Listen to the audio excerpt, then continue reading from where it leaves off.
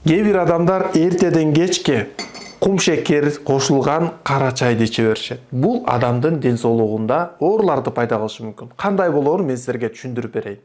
Кум шекер кошулган кара чай эң биринчиден эле ашказандын былжыр жерин сезгентет дагы, ал жакта гастрит пайда кылышы мүмкүн.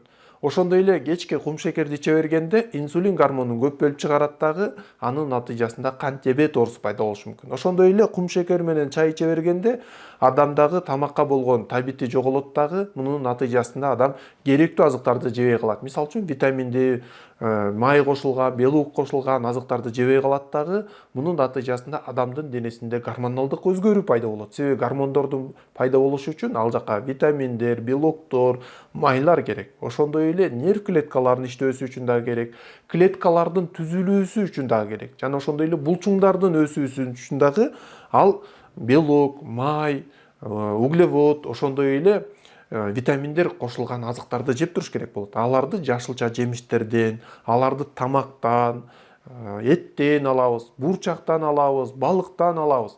Ошол нерселерди жеш үчүн ал азыктарды токтотуп кое турган, мисалы үчүн кум шекер кошулган чайды иче берсеңиз, сиз ал нерселерди жакшы сиңире албай каласыз, жана ошондой эле сиздин табитиңиз жоголот дагы, ден соолугуңузда өзгөрүүлөр пайда боло баштайт. Бул бара-бара жүрүп акырындан ооруларды пайда кылат. Ошондуктан кум шекерге көнүп калган, кара чайга көнүп калган адамдар бул азыктарды азайтуусу керек, анын ордуна ошол өзүнүн тамак ашын башка нукка бурушу керек болот. Пайдалуу азыктарга, баланстуу азыктарды жегенге аракет кылышы керек болот. Кошумча сурооңуздар бар болсо комментарийга жазыңыздар, биз аларга жооп беребиз.